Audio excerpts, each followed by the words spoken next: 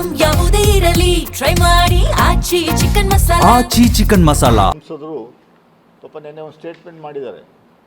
ಎಲ್ಲ ರಾಜ್ಯ ಸರ್ಕಾರ ಎಲ್ಲ ದಿವಾಳಿ ಎದ್ದೋಗಿದೆ. ದಿನ ಬೆಳಗ್ಗೆ ರಾಜಕೀಯ ಜಂಜಾಟದಿಂದ ಅಭಿವೃದ್ಧಿ ಕೆಲಸಗಳು ಕುಂಠಿತ ಆಗೋಗಿವೆ, ಎಲ್ಲ ಮುಗಿದೋಗಿದೆ, ಏನೂ ನಡೀತಾ ಇಲ್ಲ ಅನ್ನೋ ರೀತಿಯಲ್ಲಿ ಹೇಳಿಕೆ ಕೊಟ್ಟಿರೋದು ನಾನು ನೋಡಿದೆ. ಸಂಸದರಿಗೆ ನಾನೊಂದು 2-3 ಪ್ರಶ್ನೆ ಕೇಳ್ತೀನಿ. ನಿಮಗೆ ನಿಜವಾಗಲೂ ನಿಮ್ಮ ತಾತ ಅವರ ಬಗ್ಗೆ ಭಾಳ, ನೀವು ದತ್ತುಪುತ್ರರು, ಮೈಸೂರು ಮಹಾರಾಜರ ಬಗ್ಗೆ ಭಾಳ ಗೌರವ ಇದೆ. ಮೈಸೂರಿನ ನಮಗೆಲ್ರಿಗೂ ನಲ್ವಾಡಿ ಕೃಷ್ಣರಾಜ ಒಡೆಯರವರ ಬಗ್ಗೆ ಅಪಾರವಾದಂಥ ಗೌರವ ಎಲ್ರಿಗೂ ಇದೆ, ನಮಗೂ ಇದೆ. ಈ ಗೌರವವನ್ನು ಉಳಿಸ್ಕೊಳ್ಳುವಂಥ ಕೆಲಸವನ್ನು ನೀವು ಮಾಡಬೇಕಾಯ್ತು, ನೀವು ಮಾಡ್ತಾಯಿಲ್ಲ. ಅದರಲ್ಲಿ ಆದರೆ 1% ಕ್ವಾಲಿಟಿ ನಿಮ್ಮಲ್ಲಿ ಇದೆಯಾ ಅನ್ನುವಂಥ ದಯಮಾಡಿ ಹೇಳಿ. ನಲ್ವಾಡಿ ಕೃಷ್ಣರಾಜ ಒಡೆಯರವರು ಸೆಕ್ಯುಲರಿಸಮ್ಗೆ, ಜಾತ್ಯತೀತಕ್ಕೆ ಇಡೀ ಪ್ರಪಂಚದಲ್ಲಿ ಹೆಸರುವಾಸಿ. ದಲಿತರಿಗೆ ರಿಸರ್ವೇಷನ್ ಕೊಡುವಂಥದ್ದಕ್ಕೆ ಮೊಟ್ಟ ಮೊದಲ ಪ್ರಯತ್ನ ಮಾಡಿ ತಂದಿದ್ದೇ ಅವರು ಕಾನೂನು. ನಾನು ರಿಸರ್ವೇಷನ್ನು ಮತ್ತು ಜಾತ್ಯತೀತ ವಿರುದ್ಧ ಇರುವಂಥ ಪಕ್ಷದಲ್ಲಿ ಹೋಗಿ ನಿಂತು ನೀವು ಗೆದ್ದಿದ್ದೀರಿ. ನಿಮ್ಮ ಆಸ್ತಿಗಳು ಅವು ಇವು ಉಳಿಸ್ಕೊಳ್ಳೋಕ್ಕೋಸ್ಕರ MP ಆಗಿದ್ದೀರಿ. ಕೇಂದ್ರದಿಂದ ಏನು ತಗೊಂಬಂದಿದ್ರಿ ದಯಮಾಡಿ ಹೇಳಿ. ಏನು ಯೋಜನೆಗಳನ್ನ ತಗೊಂಬಂದಿದ್ರಿ ದಯಮಾಡಿ ಒಂಚೂರು ರೂಪಾಯಿ ಹೇಳಿ. ಯಾವತ್ತಾದರೂ ನಿಮಗೆ ಕಾಳಜಿ ಇದ್ದರೆ, ಇಡೀ ದೇಶದಲ್ಲಿ ನೀಟ್ ಎಕ್ಸಾಮಿನೇಷನಿಂದ 23 ಲಕ್ಷ ವಿದ್ಯಾರ್ಥಿಗಳು ಅತಂತ್ರ ಆಗೋಗಿದ್ದಾರೆ, ಮಾನಸಿಕ ಖಿನ್ನತೆ ಕೊಟ್ಟೋಗಿದ್ದಾರೆ. ಆ ಖಿನ್ನತೆಯಿಂದ ಸುಮಾರು 5-6 ಸ್ಟೂಡೆಂಟ್ಸ್ ಜೀವ ಕಳ್ಕೊಂಬಿಟ್ರು. ಅವ್ರ ಪೇರೆಂಟ್ಸ್ನ ನೀವು ನೋಡೋಕ್ಕಾಗಲ್ಲ. 5-6 ಜೀವ ಕಳೆದೋಯ್ತು.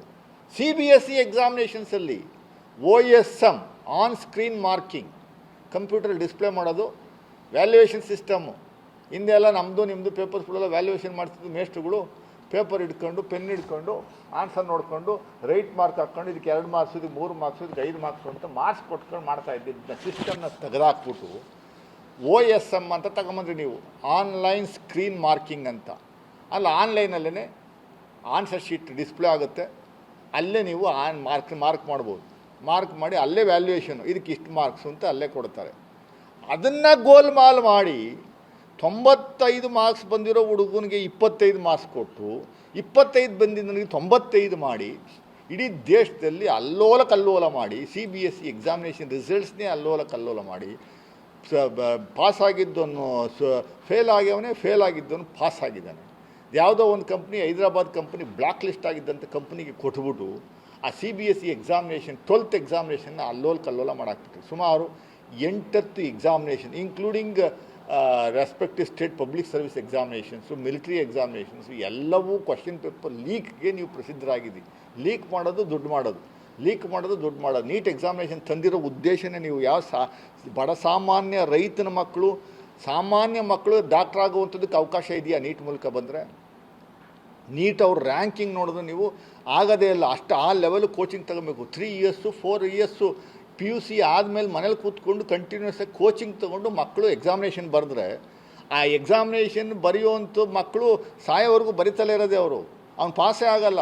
ಇನ್ನೇ ಅವನು ದುಡ್ಡು ಕೊಟ್ಬಿಟ್ಟು ಕ್ವಶನ್ ಪೇಪರ್ ತೊಗೊಂಡು ಮುಂಚೆನೇ ಅವನು ಎಕ್ಸಾಮಿನೇಷನ್ ಬರ್ಕೊಂಡು ಪಾಸಾಗಿ ಹೋಗುವಂಥ ಕೆಲಸಗಳು ಆಗ್ತಾಯಿದ್ದಾವೆ. ಯಾರು ಸಣ್ಣ ಬಡ ಸಮುದಾಯದವರು ಯಾವರು ಡಾಕ್ಟ್ರ್ ಆಗುವಂಥದ್ದಕ್ಕೆ ಅವರು ಕನಸೇ ಕಾಣೋಕ್ಕಾಗದಿರೋಂಥ ಪರಿಸ್ಥಿತಿ ನೀಟ್ ಎಕ್ಸಾಮಿನೇಷನ್ ಮೂಲಕ ತಗೊಂಬಂದ್ಬಿಟ್ರಿ. ಎಲ್ಲ ರಿಚ್ ಪೀಪಲ್ ಮಾತ್ರ ಡಾಕ್ಟರ್ ಆಗುವಂಥದ್ದು ಒಂದು ವ್ಯವಸ್ಥೆ ತಗೊಂಬಂದ್ರಿ. ಹಾಳು ಮಾಡಿಬಿಟ್ರಿ ಇಡೀ ಎಂಟೈರ್ ಸಿಸ್ಟಮ್ನೇ. ಇಂಥವ್ರಿಗೂ ಆ ವ್ಯವಸ್ಥೆ ಬಗ್ಗೆ ನಮ್ಮ ಈ ಭಾಗದ MP ಅವರು ಒಂದು ದಿವಸ ಮಾತಾಡಿದ್ದಾರೆ, ಒಂದೇ ಒಂದು ದಿವಸ ಅದ್ರ ಬಗ್ಗೆ. ನೀಟ್ ಅಂತ ಪದ ಏನಾದರೂ ಅವ್ರ ಬಾಯಿಂದ ಬಂದಿರೋದು ನೀವು ನೋಡಿದ್ದೀರಾ? ನೀಟ್ ಮಾಡಿರೋದೆಲ್ಲ ಸರಿ ಅಂತಲೇ ಹೇಳಿ, ನೀಟ್ ಅನ್ನೋಂಥ ಪದ ಬರಲಿಲ್ಲ. 5-6 ಬಾರಿ ಗ್ಯಾಸ್, ಕಮರ್ಷಿಯಲ್ ಗ್ಯಾಸ್ ರೇಟ್ ಜಾಸ್ತಿ ಆಯಿತು. 4,000 ರೂಪಾಯಿಗೆ ತಗೊಂಡೋಗ್ತಾವ್ರೆ ಒಂದು ಸಿಲಿಂಡ್ರು. ಈ ಡೊಮೆಸ್ಟಿಕ್ ಗ್ಯಾಸು ಮೊನ್ನೆ 29 ರೂಪಾಯಿ ಜಾಸ್ತಿ ಆಯಿತು. ಪೆಟ್ರೋಲು ಡೀಸೆಲು 5 ಸರಿ ಜಾಸ್ತಿ ಆಯಿತು. 110 ರೂಪಾಯಿ ಆಗೋಗಿದೆ ಪೆಟ್ರೋಲು, ಅವ್ರದ್ದು 100 ರೂಪಾಯಿ ಡೀಸೆಲ್ ಆಗೋಗಿದೆ. ಇನ್ನು ನೆಕ್ಸ್ಟು ಶುರು ಮಾಡ್ತಾರೆ ಇನ್ನು ನಿರಂತರವಾಗಿ. ಅದ್ರ ಬಗ್ಗೆ ಯಾವತ್ತಾರು ಒಂದು ದಿವಸ ಮಾತಾಡಿದಾರ?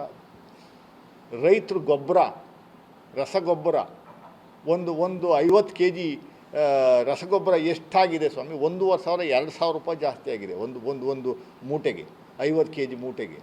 ಜಾಸ್ತಿ ಆಗಿದೆ ಅಂದರೆ ಅವ್ನು ಬದುಕದೆ, ಅವನೊಬ್ಬ ಗೊಬ್ಬರ ತೊಗೊಂಡೋಗಿ ಹಾಕಿ ಏನು ಬೆಳೆ ಬೆಳೀತಾನೆ ಅವನು. ಎಲ್ಲವೂ ಜಾಸ್ತಿ ಆಗಿದೆ, ರೇಟ್ಸ್ಗಳು ಒಂದಲ್ಲ ಹತ್ತರಷ್ಟು ಜಾಸ್ತಿ ಆಗಿದೆ. ಯಾರು ಬದುಕಕ್ಕಾಗದೇ ಇರುವಂಥ ಪರಿಸ್ಥಿತಿ ಬಂದಿದೆ.